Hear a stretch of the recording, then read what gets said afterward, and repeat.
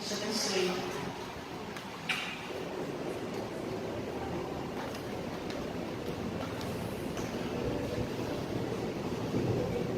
Primeiro, os irmãos com a paz do Senhor, amém? Amém.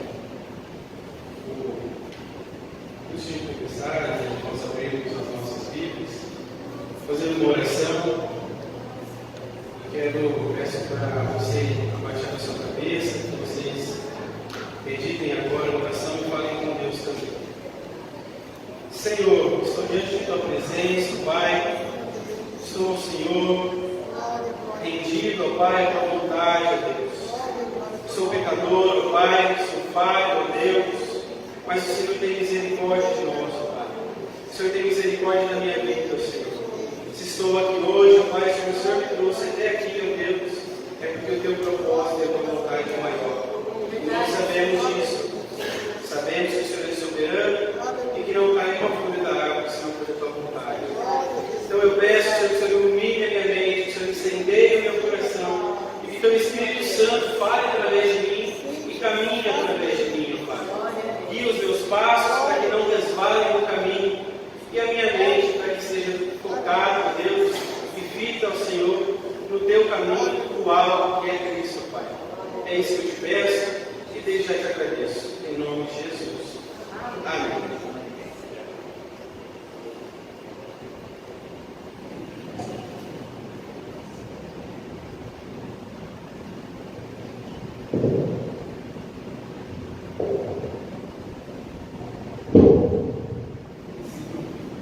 O ensino que já somos sobre tudo.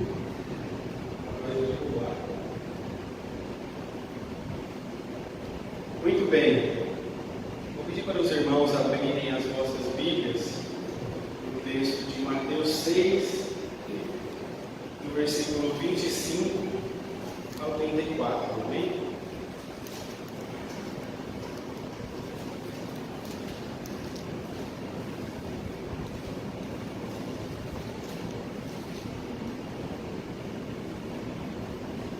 Nos encontraram, amém? Por isso vos digo, não andeis ansiosos pela vossa vida, quanto ao que haveis de comer, ou o que haveis de beber, nem pelo vosso corpo, quanto ao que haveis de vestir. Não é a vida mais importante que o alimento e o corpo mais importante que as vestes? Observai as aves do céu, não semeiam, não colhem, nem ajuntam em celeiros, contudo o vosso Pai Celeste as sustenta. Porventura não valeis vós muito mais do que as aves? Qual de vós, por ansioso que esteja, pode acrescentar um pouco ao curso de sua vida? E por que andais ansiosos quanto ao vestuário? Considerai como crescem os lírios do campo. Eles não trabalham e nem fiam. Eu, contudo, vos afirmo que nem Salomão, em toda a sua glória, se vestiu como qualquer um deles. Ora, se Deus veste assim a erva do campo, que hoje existe e amanhã lançada ao forno, quanto mais a vós, homens de pequena fé. Portanto, não vos inquieteis dizendo: que comeremos, que beberemos, ou que nós vestiremos? Porque os gentios ali procuram todas essas coisas, pois vosso Pai Celeste sabe que necessitais de todas elas. Buscai, pois, em primeiro lugar o seu reino e a sua justiça, e todas estas coisas vos serão acrescentadas. Portanto, não vos inquieteis com o dia de amanhã, pois o amanhã dará os seus cuidados. Basta ao dia o seu próprio mal. Amém? Antes de começarmos a meditar aqui no texto, pode assentar, irmãos. Se eu esquecer alguma coisa aqui, vocês me perdoem.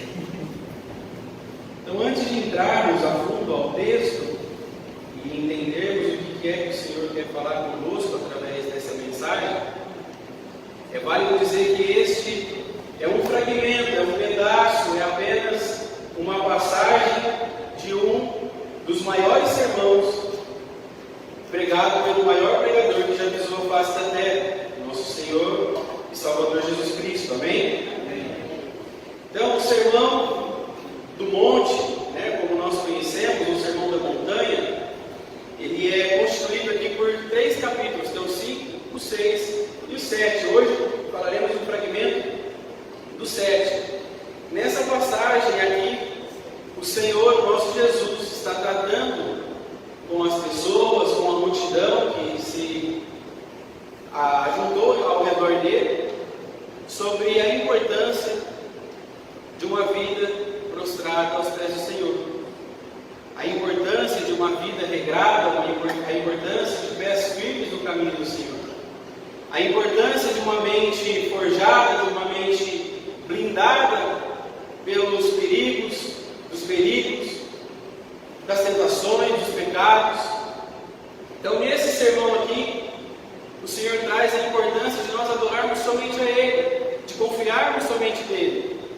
Porque hoje é tempo, e acredito que já há muito tempo, até aos nossos antepassados, e até neste exato tempo aqui que o Senhor está falando com a multidão, as pessoas confiam mais no dinheiro, em homens, em cavalos, do que no nosso Senhor.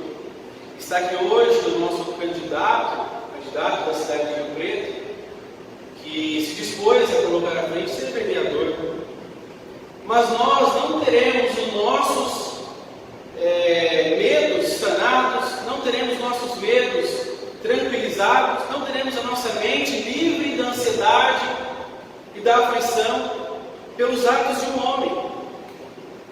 Somente um homem não tem poder para fazer absolutamente nada. Se ele será eleito, se ele não será eleito, quem irá assumir o lugar de vereador de prefeito da cidade de São José do Rio Preto, só Deus sabe. E é da vontade dele. Voltando aqui para a diferença entre adorarmos a Deus e hoje e sempre adorarmos o dinheiro, adorarmos os recursos que estão nas nossas mãos, que a gente palpa, que a gente vê, a gente às vezes acaba criando o Deus dinheiro, né? E às vezes a gente quer estar mais perto do dinheiro, às vezes a gente quer encher os nossos bolsos de dinheiro, às vezes a gente quer encher a nossa casa de dinheiro, e esquecemos de estar mais próximos de Deus. Esquecemos de estar mais próximos de quem nos criou, de quem nos trouxe até aqui, de quem derrama a sua soberana graça sobre nós. Então, irmãos, precisamos tomar muito cuidado, porque a importância entre saber separar a adoração a Deus e a adoração aos nossos recursos é muito perigoso. Uma mente dividida entre o dinheiro e o Senhor é uma mente confusa, uma mente que não encontra repouso ou descanso, porque está sempre preocupada: será que meu dinheiro vai dar? Será que vai acabar? Será que eu vou ter semana que vem? Será que eu vou conseguir pagar essa conta? Como o irmão Wilson disse aqui, ficou preocupado se entregava o dízimo, se não entregava, e acabamos deixando de ser fiéis a Deus, acabamos deixando de não confiar em Deus. Então Jesus está querendo aqui tratar hoje, irmãos, prestem bem atenção, de uma ansiedade em nosso coração pelas coisas terrenas. Não é aqui uma ansiedade psíquica ou uma ansiedade hormonal que é causada, que é uma doença hoje em dia, que é sabido que é tratável através de psicólogos e o nosso Senhor. Então o que iremos tratar aqui hoje é a ansiedade pelas coisas terrenas: o que comer, o que beber e o que vestir. Amém? Amém. A ansiedade, ela tem alguns atributos que podem ser muito perigosos em nossas vidas. Um dos principais atributos, e o primeiro atributo que eu venho vos falar aqui, é que a ansiedade ela é destrutiva. Por que a ansiedade é destrutiva? Qual aqui de vocês, em algum momento de vossas vidas, não tinha uma decisão para tomar, não tinha algo para ser decidido, e correu e decidiu sem perguntar ao Senhor? Decidiu por conta própria, através do próprio entendimento, com a força dos vossos braços, e acabou quebrando a cara, acabou destruindo o que realmente poderia ter sido um sucesso nas mãos do Senhor, quando guiado pelo Senhor. Eu, por muitas vezes, já tomei decisões precipitadas, porque eu sou muito ansioso na hora de comprar algo, de adquirir algo,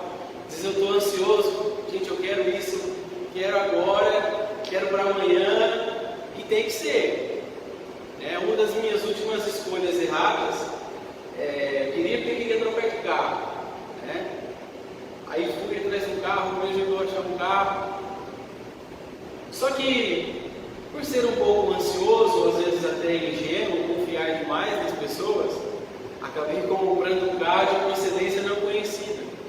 E acabei, às vezes, quase tomando um prejuízo. Né? Às vezes, era para ser isso mesmo que o Senhor queria para mim, às vezes não. Mas a gente sabe que tudo é a vontade do Senhor. Que tudo acontece conforme a vontade do Senhor. Então, quando tomamos decisões precipitadas, sem buscar o nosso Deus, isso pode nos destruir anos da nossa vida, meses, dias, e a gente acaba ficando preso a uma decisão que a gente tomou e que é difícil consertar. É difícil voltar atrás e consertar. Mas nós podemos pedir a orientação do nosso Deus. Amém? A ansiedade, ela pode ser por muitas vezes também inútil. Porque no final não conseguimos mudar o que Deus tem para nós. Nós que acreditamos que somos salvos, eleitos, pela graça e pela misericórdia de Deus, sabemos que não cai uma árvore, uma folha de uma árvore, sem que seja da vontade de Deus. Sabemos também, igual foi dito aqui no versículo 27, qual de vós, por ansioso que esteja, pode aumentar um pouco na sua vida? Hoje, se você pensar, eu quero aumentar a rotina em minha vida, você vai conseguir? A gente não vai conseguir, a gente não sabe nem quando a gente vai morrer. Né? Então não adianta a gente querer vencer as coisas à força do nosso braço, acreditando em homens, acreditando e confiando que as coisas vão se resolver sem a orientação de Deus.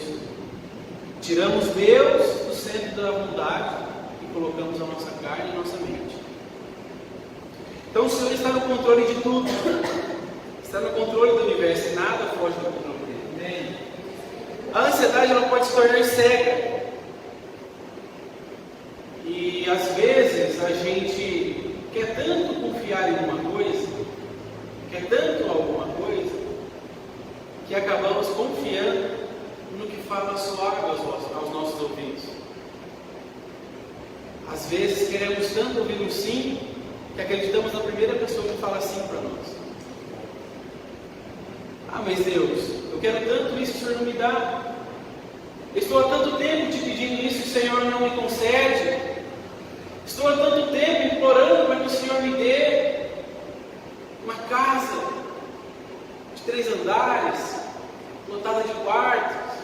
Não que a gente não possa ter, mas às vezes não é a vontade de Deus para nós. Ou naquele momento, as circunstâncias não estão favoráveis a nosso favor e às vezes a gente queremos coisas que não estamos preparados para ter. Então não nos torna cego porque não confiamos que Deus tem o melhor para nós. Achamos que Deus não pode resolver o nosso problema. Olha que engraçado, às vezes a gente olha para Deus e fala: agora Deus está ferrado. Agora o Senhor não tem saída. Esse problema meu aqui o Senhor não consegue resolver. Esse problema aqui é muito difícil. Esse problema aqui, já há anos que eu quero resolver e não consigo. O Senhor não vai conseguir resolver. Nós não lembramos que o Senhor é o Senhor que libertou o povo do Egito. Não lembramos que o Senhor é o Senhor que, em meio à tempestade, se acalmou e estava dormindo. Estava deitado lá no fundo do barco, dormindo, enquanto a tempestade quebrava o pau lá fora. E os discípulos desesperados. O Senhor está no controle de tudo. O Senhor sabe quantos cabelos temos na cabeça, quanto areia na praia.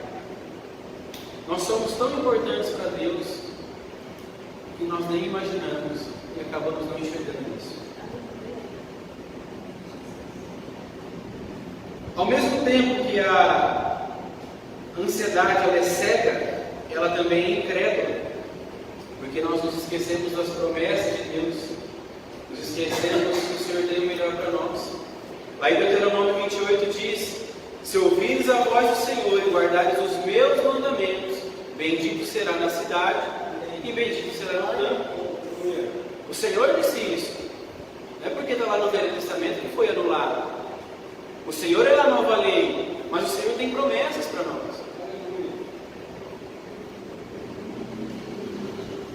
Então, irmãos, eu tenho algumas perguntas para entender mais de vocês, porque antes de trazer a palavra a vocês, eu tive que entender o meu coração, como a minha cabeça funciona, como os meus medos funcionam.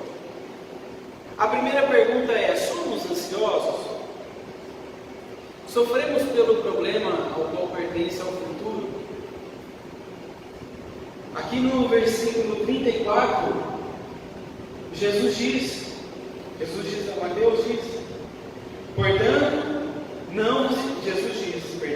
portanto não vos inquieteis com o dia de amanhã, pois o amanhã trará os seus cuidados, basta o dia o seu próprio mal. Estamos aqui hoje sentados nesse banco, como eu já estive muitas vezes, pensando: será que eu vou pagar aquela conta amanhã? Aquele problema com o funcionário, será que a gente vai resolver? Aquele problema entre eu e meu irmão, será que eu vou resolver? Aquele problema que tem no meu relacionamento, será que eu vou conseguir resolver? O pastor aqui pregando, os louvores sendo levados, e a gente com a cabeça lá distante. O que será que eu vou comer amanhã? Que hora que eu vou no mercado? Será que o trânsito vai estar cheio? Então a gente fica preocupado com as coisas de amanhã, ao invés de se preocupar com as coisas de hoje. Qual que é a preocupação de hoje? Qual que é a preocupação de agora? A preocupação de agora é ouvir a palavra do Senhor, estar na casa do Senhor, abrir os nossos corações e nos rasgarmos diante da presença do Senhor, para que Ele venha no céu, para que Ele derrame a graça salvadora em nossas vidas, acima de nossas cabeças, para que Ele more em nosso coração, para que nos arrependamos de verdade, com o coração rasgado, com o coração humilde. Bem-aventurados os humildes de coração, bem-aventurados que confiam no Senhor. Então, nesse exato momento, nós estamos pensando várias coisas, esquecendo da boa parte. Marta estava tão atribulada, correndo daqui para lá, sem saber se a comida ia dar, sem saber se ela ia conseguir servir a todos, preocupada em servir Jesus, sim, da melhor maneira, mas ela se esqueceu da boa parte, que era estar aos pés do Senhor, assim como Maria. Então, às vezes a gente se irrita com algum irmão, às vezes a gente se irrita com alguma atitude ou com alguma coisa que está acontecendo em nossa vida, estamos atribulados, preocupados, ansiosos, mas nos esquecemos de cumprir o propósito do Senhor.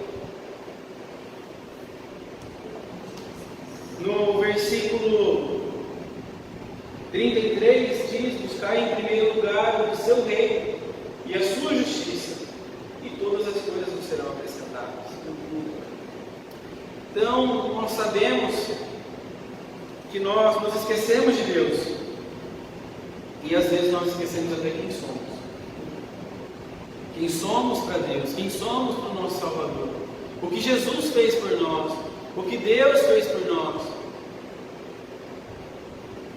Quem somos, irmãos? Quem é você? Quem você acha que você é? Quem você pensa que você é? O Senhor nos diz lá em 1 João 5,1 que diz, partilhado o versículo: todo aquele que crê em Jesus, todo aquele que crê que Ele é o Cristo, é nascido de Deus. E quando somos nascidos de algo, quando somos projetados por algo, quando somos feitos por alguém, nós somos filhos. Então nós precisamos nos reconhecer como filhos, reconhecer que somos tirados das trevas e resgatados pelo reino da luz. Lá em Colossenses 1,13 diz: pois Ele nos resgatou do domínio das trevas e nos transportou para o reino do seu Filho amado, em quem temos a redenção. Nós precisamos nos entender como filhos. Assim que nós nos entendemos como filhos, nós também entendemos quem é o Senhor. Se somos filhos, Ele é Pai.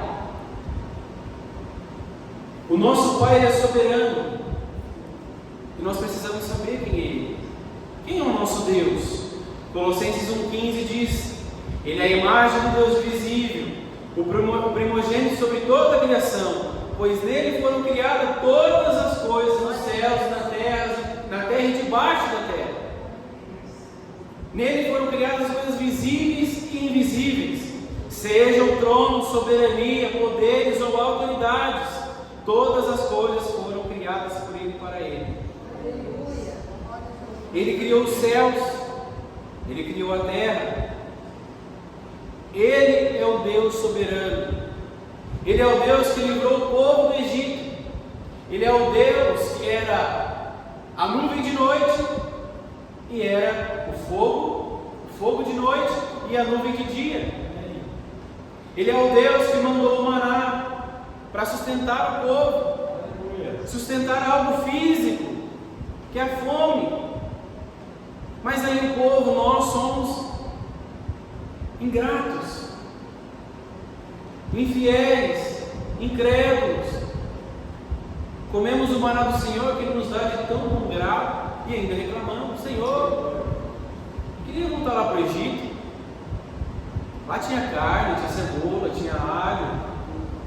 A gente sofria, mas pelo menos comia uma comida de qualidade. Agora estamos aqui comendo esse pão, essa semente que a gente tem que ainda processar e transformar em algo para comermos.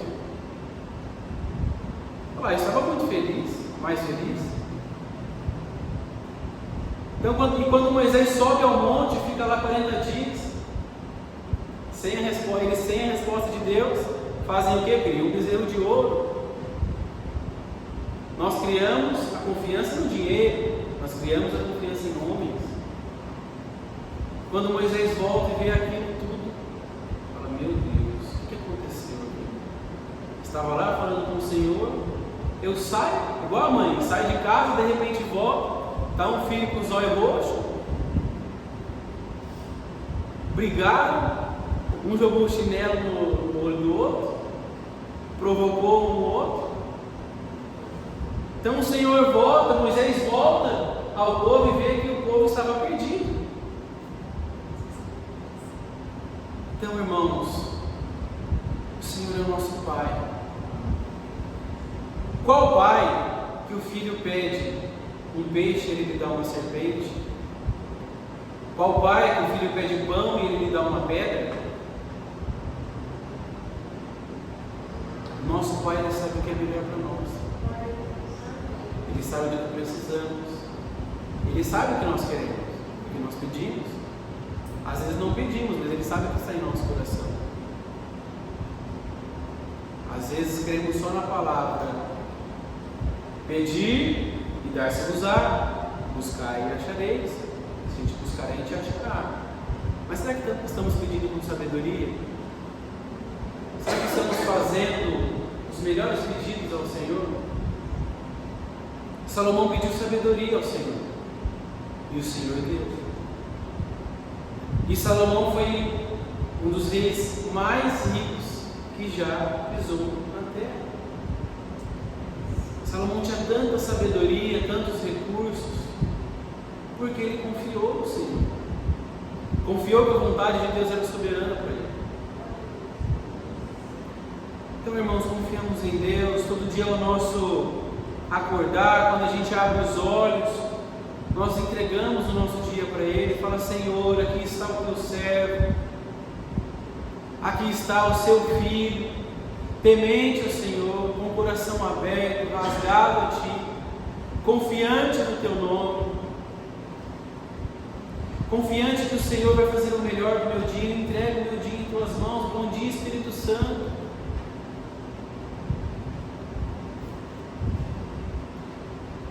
No versículo 8,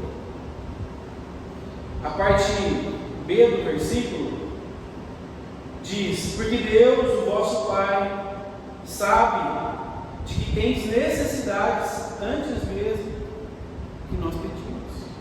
Nós precisamos dele. Ele sabe o que está em nosso coração. Então, quando nós entregamos o nosso dia para o Senhor, quando confiamos que Ele fará o melhor do nosso dia, Ele é soberano. Vai chegar no final do dia e teremos tranquilidade, teremos paz, tudo que for acontecendo no decorrer do dia, a gente sabe que é vontade de Deus. Amém.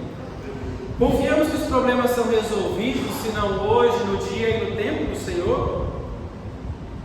Às vezes a gente quer um negócio para hoje, mas o Senhor fala, não, hoje não, você não está pronto, você ainda não está preparado para isso, você ainda precisa percorrer um longo caminho para que eu te dê isso, para que isso pertença a você.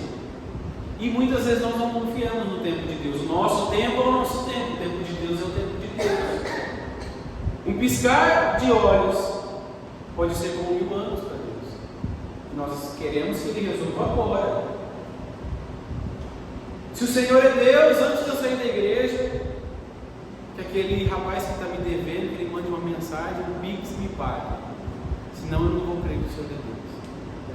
Então temos que crer na soberania de Deus e crer que Ele tem o melhor para nós no tempo dele. Uma coisa, irmãos, muito importante e muito perigosa que fazemos quando estamos com um problema, quando estamos com uma dificuldade, a primeira pessoa que passa na nossa frente fala, fulano, vem cá, está acontecendo isso, estou me sentindo assim. Você não pode me ajudar? Você não pode correr ao meu socorro? O que você acha? A gente fala, e aí, o que você acha? Qual que é a tua opinião sobre isso? E aí, muitas vezes caímos em ciladas do inimigo, porque às vezes essa pessoa não está alinhada no mesmo propósito que nós. E aí a pessoa vira as costas, ela te dá a opinião dela, vira as costas e sai contando para meio mundo que é a tua dificuldade. E aí somos o que? Envergonhados, destruídos, viramos chacota muitas vezes, porque não confiamos que Deus é soberano. Não estou dizendo aqui, irmãos, que você não deve contar os seus problemas para sua esposa, para o seu melhor amigo que você confia também. Mas antes de tudo, precisamos fechar a porta do nosso quarto, dobrarmos os nossos joelhos e dizer, Senhor, tem misericórdia de mim. Estou com um problema aqui que eu não posso resolver. Eu tenho um orçamento aqui que se eu honrar ele, eu não vou conseguir dar o meu dízimo. Se eu pagar as minhas dívidas, eu não vou conseguir dar o que pertence ao Senhor, como foi dito aqui. A gente paga as nossas contas, às vezes, muitas vezes, com dinheiro que não é nosso, com dinheiro que é do Senhor. Eu já cansei, eu acho, de falar, cansei não, me perdoe, isso eu vou falar por muito tempo ainda. Eu já falei muitas vezes, até na reunião de nossas células, aqui temos uns irmãos, que o Senhor sempre foi bondoso comigo, o Senhor sempre me sustentou.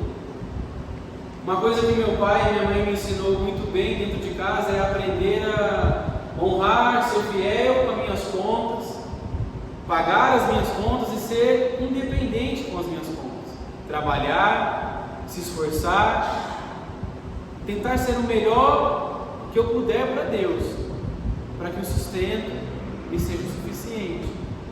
Mas muitas vezes, na nossa vida, a gente tem que pagar uma conta amanhã. E às vezes é uma conta de R$1.000, R$300, R$500, e a gente não tem esse dinheiro.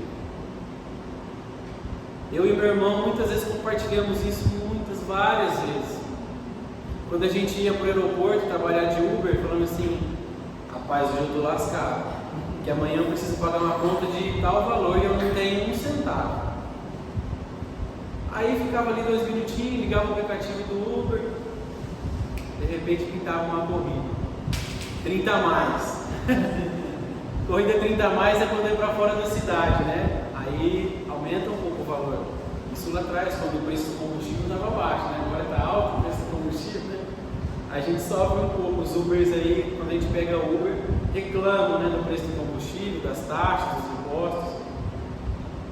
Mas quando o Senhor mandava uma resposta, no outro dia a gente olhava a conta e falava assim, não é possível que eu tenha esse dinheiro.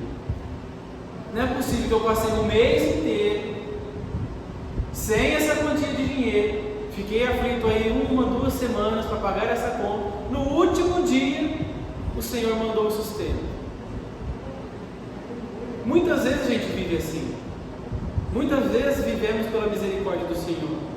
E eu costumo falar para algumas pessoas que eu não me preocupo mais com isso. Se faltar, vai faltar. O Senhor uma hora vai dar. Porque nós precisamos, irmãos, preocupar aqui com o que? Comer, beber e vestir. Todas as coisas não serão acrescentadas. Todas as coisas o que? Comer, beber e vestir. O Senhor não está falando aqui que vai dar a Porsche do ano, né? Como a gente vem zoando aí nas células. A pergunta é: qual é o sonho? Qual carro você compraria? Todo mundo é a Porsche. Então, às vezes, nós queremos tanto isso, queremos tanto realizar esse sonho, mas o Senhor, Ele sabe o que é melhor para nós. Então, irmãos, precisamos confiar que Ele tem o melhor e que Ele faz o melhor para nós.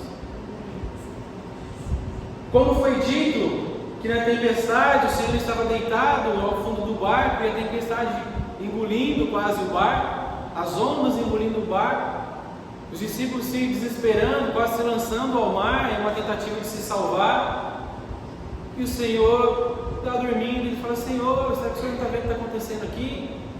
Então olhamos a nossa dificuldade e falamos: Senhor, será que o Senhor não está vendo que eu vou me estrepar? Senhor, o Senhor não está vendo que se eu não pagar essa conta, o cara vai falar que eu sou caloteiro? Senhor, o Senhor não está vendo que o Senhor não me socorrer, não vier ao meu auxílio, eu vou padecer, eu vou passar fome. E o Senhor sai do fundo do barco e fala: homens de pequena fé. Pedro olhou através das águas e viu Jesus. E Jesus disse: venha, filho. Pedro, venha ao meu encontro. E Pedro foi. Deu 1, 2, 3 passos. De repente começou a olhar dificuldades. Então o boleto para cair amanhã. De repente começou a olhar o tamanho das ondas e disse: eu vou afundar, eu vou sucumbir. Mas o Senhor o pega pelas mãos. Pedro começa a afundar, o Senhor pega pelas mãos e fala: homem de pequena fé, por que duvidaste de mim? Por que, irmãos, duvidamos do Senhor? Por que, irmãos, não confiamos que Ele irá resolver os nossos problemas? Não confiamos que Ele é soberano? Então, irmãos, precisamos confiar em Deus. Ele nos trouxe até aqui, Deus tem um propósito para nós. Às vezes o meu propósito não é o mesmo propósito da irmã Jenny. Às vezes o meu propósito não é o mesmo propósito do que o do meu pai. A gente se espelha em um exemplo que a gente tem, me espelho no meu pai. Mas às vezes o meu propósito que Deus tem para mim não é o mesmo que tem para ele. E a gente fica tão preocupado, às vezes olhando um para a vida do outro, esquecendo das bênçãos que o Senhor tem na nossa vida e olhando para as bênçãos que o Senhor tem na vida do outro irmão. E isso faz com que nós sucumbamos. Isso faz com que nós afundamos. Quando perdemos a fé no Senhor, a insegurança nos leva para um lugar distante de Deus. E o lugar mais perigoso que o ser humano pode estar é distante de Deus, é distante da soberania de Deus, é distante da vontade de Deus. Então ficamos reclamando: Deus, por que eu não tenho isso, por que eu não tenho aquilo? Irmãos, a graça nos basta. O sacrifício do Senhor na cruz nos basta. O sangue derramado, o cordeiro sacrificado na cruz nos basta. Nós não merecemos a roupa que vestimos, o pão que comemos, a água que bebemos, o caminho que percorremos. Nós merecemos estar prostrados aos pés do Senhor, arrependidos como publicano. Senhor, tem misericórdia de mim porque sou pecador. Tem misericórdia da minha vida. Senhor, por favor, esteja comigo para que não me resvalem os pés, para que eu não saia do caminho, porque eu sou pecador, a minha carne anseia o pecado, a minha carne anseia a insegurança, A minha carne anseia a ansiedade. A minha carne anseia a preocupação. A minha carne anseia a fé no dinheiro, a fé nos homens. A fé que se eu fizer eu vou ser merecedor. Não, o Senhor me deu, mas eu também fiz. Aí eu fiz para merecer. Então, poxa, trabalhei tanto, suei tanto, fiquei tantos dias no sol trabalhando, mas nós não merecemos nada do que temos. A maior recompensa que temos, irmãos, é a graça e a nossa salvação nos dada pelo nosso Senhor. Então, quando nós entendemos isso, que a salvação, o nosso galardão que receberemos lá no céu, as pessoas que nós pregamos o Evangelho, que nós compartilhamos o amor de Cristo, compartilhamos a boa nova, essas pessoas que encontraremos lá no céu, eu não sei se vamos, se não vamos reconhecer elas, mas esse é o nosso galardão, essa é a nossa recompensa. Gastar a nossa vida, gastar os nossos dias, gastar tudo que temos aqui, o nosso carro, nosso dinheiro, as nossas roupas, isso vale a pena. Como cantamos aqui hoje, vale a pena. Vale a pena gastar os meus dias, vale a pena gastar tudo que tenho, porque os meus dias são teus, Senhor. E um dia o Senhor virá soberano em poder e glória, rasgando o céu. Será que Ele olhará para nós e vai dizer: homem de pequena fé, não confiou em mim? Estava tão perto de chegar, igual o minerador que estava tão perto de encontrar o diamante, o colega achou um diamante pequenininho. Ele olhou e falou assim: nossa, eu estou aqui há mais tempo, estou aqui cavando há tanto tempo, e o cara achou um diamante do meu lado, e acabou desistindo. Mas ele estava tão perto de achar um diamante tão grande, estava tão perto de encontrar um amor tão grande. Às vezes estamos tão perto de ser abraçados pelo Senhor, confortados pelo Senhor. Às vezes está tão perto que o Senhor vai resolver aquele problema para nós e nós desistimos. Vamos lá, cometemos a ansiedade, nos deixamos levar pela ansiedade, e aí a ansiedade vem e nos destrói, nos torna cegos, nos torna incrédulos. O Senhor é bom, o Senhor é grande, Ele é santo, e a sua vontade é salvadora, porque quando confiamos nele, podemos descansar e confiar e temos tranquilidade. A sua graça e a confiança em Deus é sustentadora, porque quando confiamos nele, Ele nos sustenta. Ele nos dá o que comer, beber e vestir. E ela é recompensadora, porque quando chegamos na glória, nós podemos ver e enxergar o nosso Cristo ressurreto. Nossas vestes alvas mais que a neve. Um corpo glorificado e restituído, onde não há dor, onde não há sofrimento, onde só há adoração ao nosso Deus. Os anjos cantam, tocam harpas, aquela tranquilidade toda.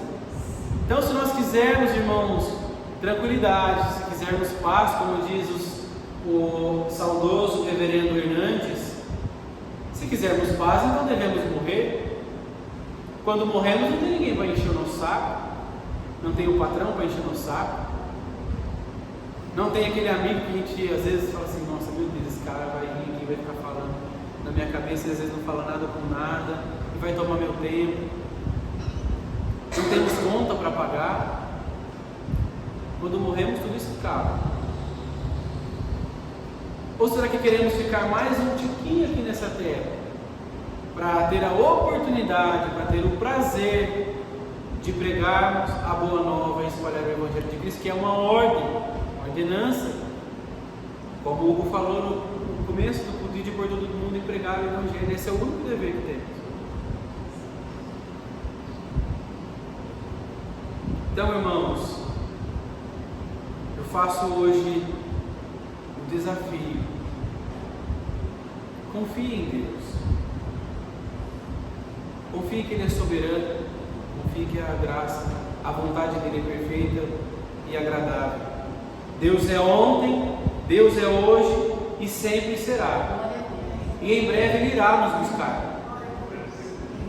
Lá em Mateus 11:28 diz: vinde a mim todos que estáis cansados, oprimidos, sobrecarregados, eu vos aliviarei. Tomai sobre vós o meu jugo, aprendei de mim, que sou manso, humilde de coração, e encontrareis descanso para as vossas almas. O fardo é pesado, irmãos, não é leve, não é leve. Para estarmos aqui, a gente tem que renegar, tem que negociar, tem que deixar muita coisa para trás. Às vezes queremos negociar com a nossa carne, mas a gente tem que deixar ela para trás. Hoje estou tão cansado, eu não vou não. O irmão lá fez isso, está falando isso, eu não vou. Mas ele nos olha e diz: porque o meu jugo é suave, o meu fardo é leve. Filipenses 4:6, o apóstolo Paulo deixa a mensagem aos filipenses: não estejais inquietos por coisa alguma, antes as vossas petições sejam em tudo conhecidas diante de Deus, pela oração e súplica, com ações de graça, e a paz de Deus, que excede todo entendimento, guardará os vossos corações e pensamentos em Cristo Jesus. Salmo 23, ainda que eu ande pelo vale da sombra da morte, não temerei mal algum, porque tu estás comigo, a tua vara e o teu cajado me consolam. Coloquem-se de pé, irmãos.